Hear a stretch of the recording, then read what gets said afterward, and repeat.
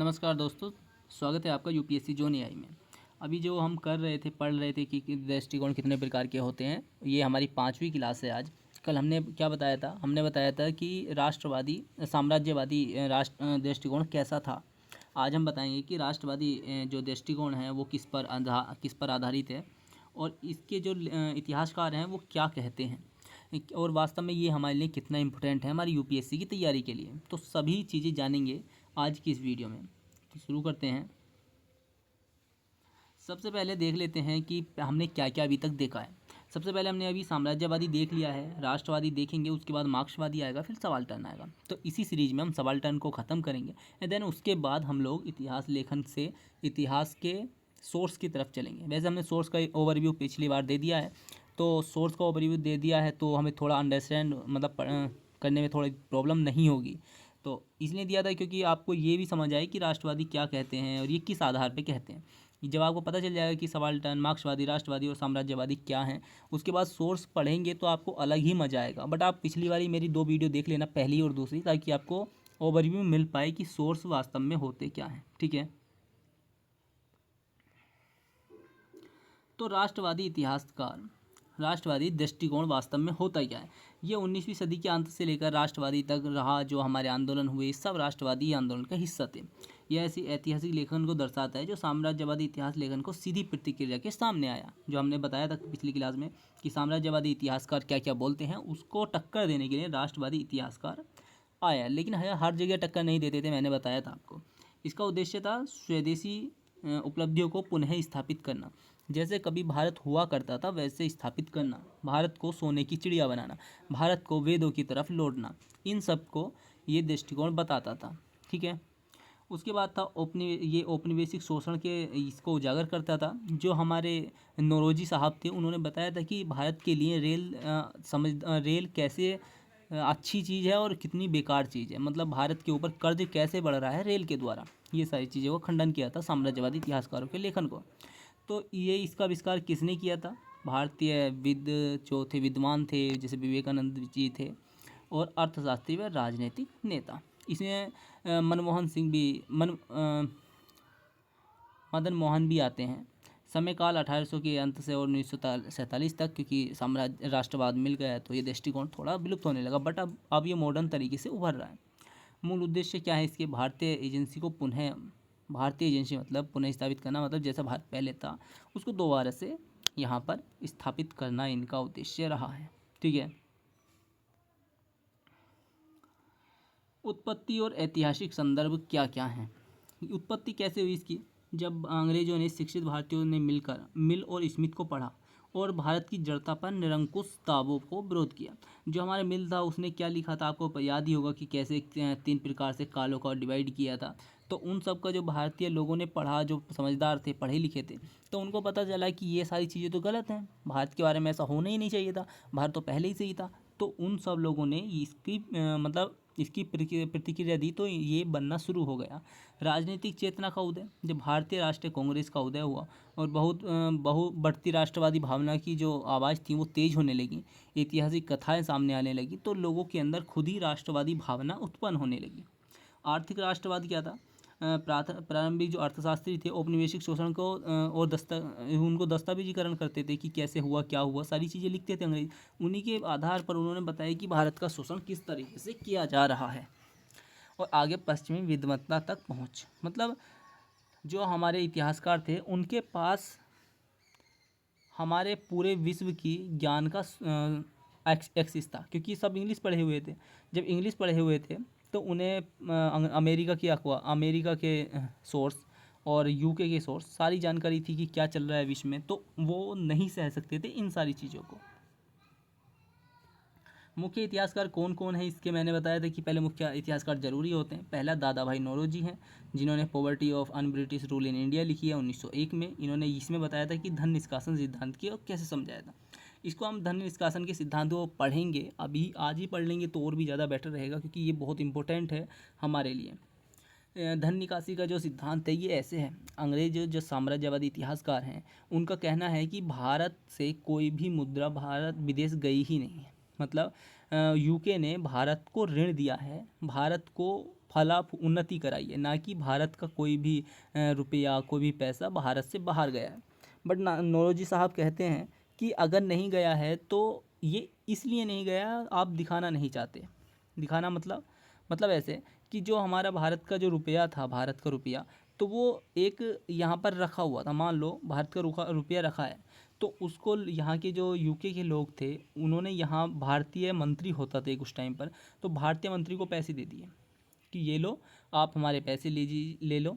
मतलब वहाँ के जो व्यापारी थे सबको पैसे लेने लगे, तो वो जो व्यापारी थे वो उनको सामान की ज़रूरत पड़ने लगी, तो कंपनी ने भारत का सामान इनको बेचना शुरू कर दिया। ठीक है, मतलब कि सस्ते दामों में भारत का सामान उन लोगों को बेचना शुरू कर दिया जिससे कंपनी ने पैसे उधार ले रखे थे या फिर पैसे लेकर इन्वेस्ट किए हुए थे। तो जो ये पैसा यहाँ पर गया और जो वापस आया ही नहीं, तो इसका तो नुकसान हुआ है। तो इसे ही कहा जाता है भारतीय धन निष्कासन का सिद्धांत। समझ नहीं आया होगा तो हम लोग दोबारा से इसको आगे थोड़ा और डिटेल में पढ़ेंगे, क्योंकि इसको डिटेल में पढ़ना बहुत ज़रूरी है। ठीक है, डिटेल में पढ़ना इसको वैसे भी ज़रूरी है, थोड़ा हम पढ़ेंगे आगे चल के। पहले फ़िलहाल देख लेते हैं हमारे वास्तव में हम लोग क्या पढ़ रहे हैं आज। तो दूसरे हैं रमेश चंद्र। ठीक है, रमेश चंद्र, इन्होंने इकोनॉमिक हिस्ट्री ऑफ इंडिया लिखी है। इन्होंने भी आंकड़े और वैद्युतीकरण के सिद्धांत को दस्तावेजीकरण किया है, कैसे बताया कि किस तरीके से अंग्रेजों ने भारत को लूटा। आर.जे. मजूमदार ये बहुत फेमस हैं, अगर आप स्पेक्ट्रम पढ़ेंगे तो इनके ही विचार उसमें लिखे हुए हैं। History of culture and Indian polity people लिखी है इन्होंने, इसके संपादक हैं, बहु लेखक हैं, बहुत ज़्यादा लिखी हैं। तो के.पी. जयपाल जायसवाल हैं, इन्होंने हिंदू पार्टी लिखी है, एक किताब लिखी है, किताब है सब इनकी। दूसरे ये हैं राधा कुमुद मुखर्जी हैं, इन्होंने राज्य व्यवस्था पर लिखा है ताकि भारतीय स्थिरता के दावों को प्रतिपादित हो सके। समान सूत्र हैं, इन्हें प्रत्येक ने अपने क्षेत्र में भारतीय प्रगति, क्षमता और स्वशासन के प्रमाण पुनः स्थापित किए हैं। तो ये जो धन निष्कासन का सिद्धांत था, वो दावा किया था ब्रिटिशों ने बिना पर्याप्त आर्थिक प्रतिफल के भारतीय धन का दोहन किया। निर्यात जो था असंतुलित हुआ, होम चार्जेस व वेतन के माध्यम से बढ़ाए सब चीज़ें। तो जैसे एक अगर भारत के अंदर एक कोई इंसान काम करता था तो उसको सैलरी ज़्यादा मिलती थी, और वो अंग्रेज जाकर वहाँ चला जाता था तो उसको सैलरी फिर भी मिलती रहती थी भारत के पैसे से। ऐसा नहीं था कि यूके के पैसे से उसको सैलरी मिलेगी, तो भारतीय पैसे से था तो भारत का हुआ। और प्रमाण क्या है, दादा भाई नौरोजी और दत्त ने आंकड़े दिए हैं, राजस्व अभिलेखों का दिया है कि राजस्व अभिलेखों में भी ये नहीं है, व्यापार जो प्रशासनिक हिसाब है उसमें भी इसका निष्कासन का माप मिला है। और जो प्रभाव है इसका, क्या प्रभाव, औपनिवेशिक जो शासन है उसकी छवि परोपकारी आधुनिकीकरण से बदलकर व्यवस्थित शोषण की तरफ हो गई। मतलब जो वो लोग समझा रहे थे कि हम तो परोपकारी इंसान हैं, हमने तो भारत का भला किया है, तो उससे आर्थिक दानव की तरह उनकी छवि बदल गई इस चीज़ से कि इन्होंने तो हमारा हमेशा ये किया है, शोषण ही किया है, आर्थिक मामला हो या राजनीति को किसी भी हो, इन्होंने हमारा शोषण ही किया है। इनका मतलब ये है। इनकी मुख्य विषय क्या थे इसके, पहला था स्वर्ण युग की अवधारणा। मैंने आपको इसके बारे में कल भी बताया था कि स्वर्ण युग की अवधारणा क्यों थी। आर्थिक आलोचना थी इनकी। आर्थिक आलोचना कैसे, औपनिवेश उद्योगीकरण, धन निष्कासन व ग्रामीण दरिद्रता का व्यवस्थित दस्तावेजीकरण इन्होंने किया है। ठीक है, स्वदेशी कर्तव्य, स्वदेशी कर्तव्य थे इनके कि भारत को वही हमें पुराना चीज़ें दिखानी है, भारत पुराना ही बेस्ट था, ये था वो था, बल्कि ऐतिहासिक पन्नों के रूप में दिखाया गया है। जैसे वेदों में भारत था, वेदों की तरफ लौटो, ये नारा था। सांस्कृतिक व सभ्यता का एक, विभिन्न क्षेत्रों व युगों में एक साझा निरंतर भारतीय सभ्यता पर बल दिया इन्होंने। औपनिवेशिक कथा का प्रतिपाद। ठीक है, हम ये देखेंगे कि ये किस तरीके से साम्राज्यवादी इतिहासकारों से अलग है। जैसे हमने कल बताया था आपको, तो भारतीय स्थिरता व स्वप्रेरित प्रगति में समर्थन था। ब्रिटिश पूर्व भारतीय पर जब निरंकुश शासक था इनका राष्ट्रवादियों का, तो वो बोलते थे ये निरंकुश है ही नहीं। ब्रिटिश शासन ने व्यवस्था एकता व आधुनिकीकरण लाया है, भारत को औपनिवेशिक प्रशासन ने आर्थिक लाभ पहुंचाया है। बट इनका वो किया है, प्रतिपाद किया, मतलब इनका दावों का प्रतिपाद किया है इन्होंने राष्ट्रवादियों ने। तो लिखा है, प्राचीन राष्ट्रवाद व समृद्ध व्यापार गतिशील सिद्धांत करते हैं जायसवाल। मतलब हम पहले से ही हमारे पास ऐसा व्यापार था, आपने आकर उसको ख़राब किया है। ग्राम स्वशासन व प्रशासनिक ग्रंथ संरचित शासन दर्शाते हैं। जो हमारे प्राचीन ग्रंथ हैं प्राचीन, उनके अंदर दिखाया है कि हम पहले से ही व्यवस्थित थे, शासन स्वशासन चलता था, यहाँ पर कभी ऐसा नहीं होता था, ये चीज़ें नहीं थी, व्यापार बहुत अच्छे से होता था। एकता की कीमत औद्योगिकरण व अकाल से चुकाई गई। उसने बताया कि हमारे भारत के अंदर एकता आई, औद्योगिकरण आया, तो उसके द्वारा भारत के अंदर अकाल पड़ा, इन्होंने दत्त ने बोला। और जिसके कारण कौन है? सबसे ज़्यादा कारण है अंग्रेज। धन निष्कासन क्या खड़े, इन्होंने बताया कि धन निष्कासन कैसे भारत से बाहर गया है। आंकड़े, इनकी सीमा और आलोचना, मैंने कल बताया था कि इनकी सीमा बहुत ज़्यादा है, इसीलिए ये इतना ज़्यादा चल नहीं पाया है। तो इसकी रोमांटिक अतीत चित्र, रोमांटिक मतलब जो आदर्श था, भारत को आदर्श बनाया इन्होंने कि हर एक चीज़ में मतलब आंख बंद करके विश्वास कर लिया। मान लो सती प्रथा है तो इन्होंने सती प्रथा को सही मान लिया, बट सती प्रथा सही है नहीं, तो इन्होंने गलती से भी नहीं, इन्होंने मान लिया कि सती प्रथा ठीक है। तो इनके दावे जो हैं वो हम तो ठुकरा नहीं, ये गलत ही थे, तो इन्होंने अपनी गलती मानी नहीं कि मैं यहाँ पर गलत हूँ, ऐसे करके तो इनका थोड़ा इनका विरोध होने लगा। दूसरा, अभिजातीय केंद्र फोकस था, शासक विद्वान व भारतीय अभिजात वर्ग पर ध्यान केंद्रित ज़्यादा किया गया है।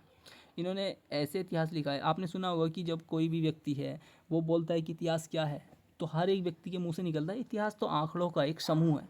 तो जो आंकड़ों का एक समूह था वो इन सब ने बनाया था, कि उसको सिर्फ विद्वान कि सिर्फ राजा के बेटा, राजा के जन्म कब हुआ, राजा का बेटा कब हुआ, राजा की रानी तीसरी कब आई, राजा के बेटे का कब शादी हुई, किस राजा ने कौन से वजीर को कौन सा उपहार दिया, किस लेखक को उपहार दिया, तो इन पर इन्होंने फोकस किया, जो कि साक्षात गलत है, ये सिद्ध होता है। और इसीलिए इनकी लिमिटेशन थी कि इनको ज़्यादातर लोग अब आज भी मानते नहीं हैं, यही इनकी लिमिटेशन है सबसे बड़ी। बट ये आज तक सुधर नहीं पा रहे हैं, ये सोचते हैं कि भारत को वहीं लेके जाना है, क्योंकि इनकी मर्जी नहीं है, ये सुधार नहीं सकते अपने आप को। हर एक स्कूल की एक यूनिटी होती है, यूनिक चीज़ होती है और यूएसपी होती है, उसको ये ख़त्म नहीं कर सकते कोई भी इतिहासकार।